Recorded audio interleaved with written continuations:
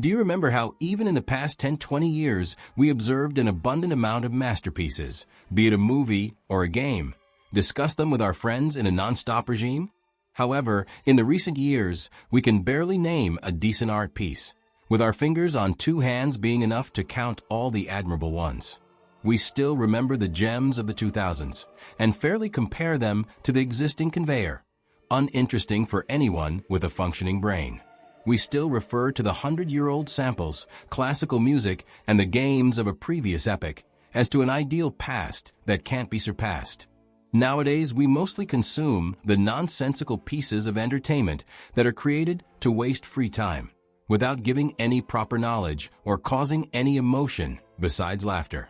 Rarely do we see something good like Andor or God of War, but frequently we are forced to wait for something like GTA 6 or Witcher 4, unique established franchises, without experiencing something new and revolutionary.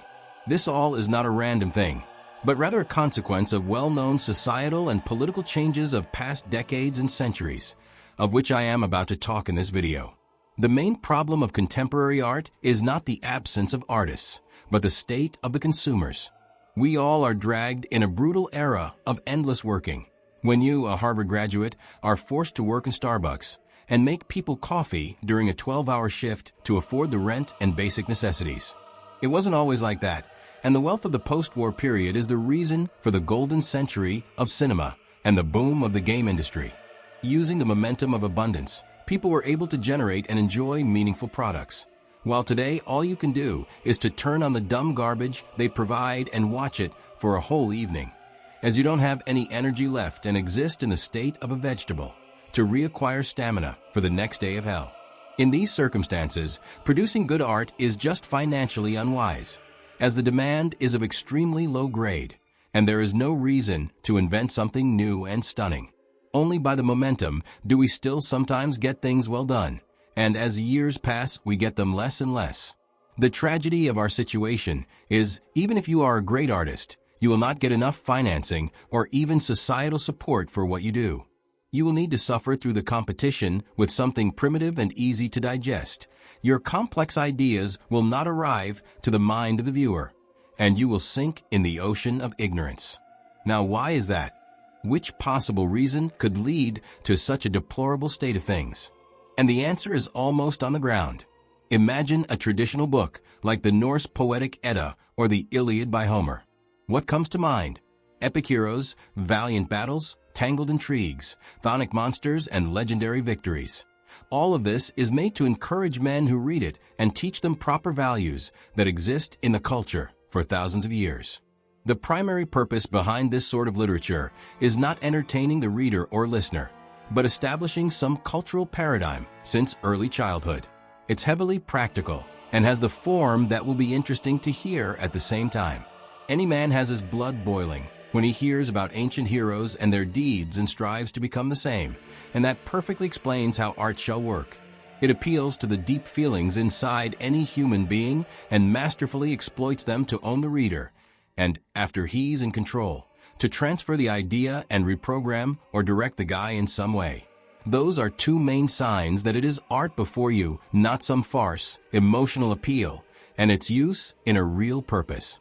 By this proxy, we can analyze all the culture throughout centuries and understand quickly that the decline really started during the Age of Enlightenment, with all of those useless graphomaniacs telling nothing and existing only to allow the degenerating aristocracy to spend free time instead of fighting and ruling their manners, participating in scientific activity or any real aristocratic activity.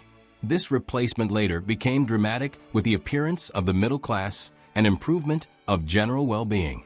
Television marked the end of the art as ever since. Any farmer had a vote in being a viewer.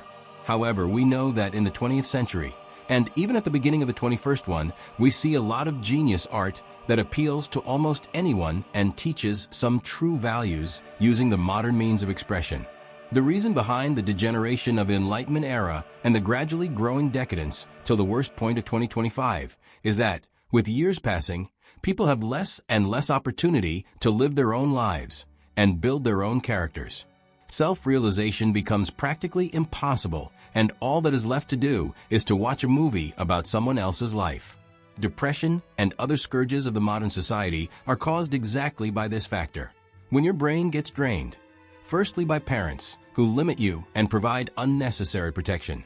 Secondly, by school, that feeds you with useless information, equalizes talented and idiot children, and doesn't give you an opportunity to channel the youthful energy into the areas you're really interested in, and instead sucks out energy and leaves your brain able only to play degenerative video games. Thirdly, by college, where you study only to achieve the diploma, and all the required knowledge could have easily been taught in a matter of 6 months or even less. And fourthly, by the unloved job you never cared for and never dreamt about, that is crucial for your living, and at the same time pays only enough to live from paycheck to paycheck, not leaving any possibility of growth. If in the 19th and the 20th centuries the situation was better because of relatively small regulations and competent economic management, now in the European Union and partially in the United States, to create your own business and run it is harder than ever due to constant state control and unbearable taxes. Academia is virtually dead, and all that is left for a simple guy without extraordinary will is to stay in the terrible state until death takes him. Not a scientist, not a businessman, not a warrior. No possibility for adventure. And that, as you now clearly see, is the ultimate reason for the art decay. If I cannot make a story for myself, while being adventurous is the key feature of being a man, then I am going to consume made-up stories to fulfill this need.